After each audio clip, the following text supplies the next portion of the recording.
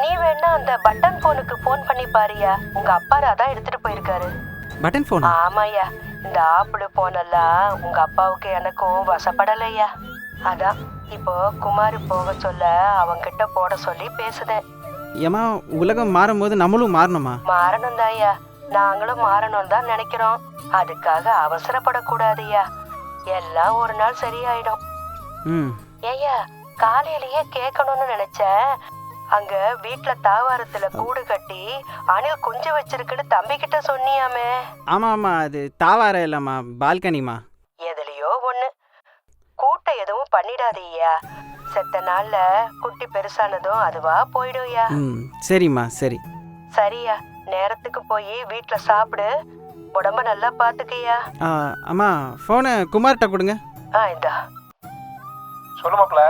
மாப்ள, அப்பா மூட்டையை தூக்கிட்டு பஸ்ல வருவாரு, சேத்த பைக்ல போய் கூட்டி வந்துடுறியா?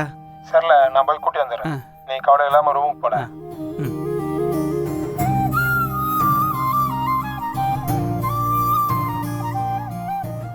இப்போ புரியுதா உங்களுக்கு சுரேஷ் என்ன மாதிரி சூழல் உள்ள கிராமத்துலேருந்து வந்திருக்கான்னு? ஆனால் பீரிட்டு வர காதலுக்கு சூழலெல்லாம் ஒரு பொருட்டே இல்லைங்க.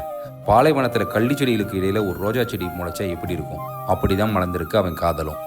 எப்பெல்லாம் இவன் இங்கே வரானோ அப்போல்லாம் பக்கத்து ஹாஸ்டலில் தங்கியிருக்க சித்ரா இவனை பார்க்க வருவா. அப்புறம் தான் தெரிஞ்சது டைடல் பார்க்கில் வேலை செய்கிற இவன் காந்தி பார்க்குக்கு வரதே சித்ராவை பார்க்க தானே. ஹாய் சுரேஷ்.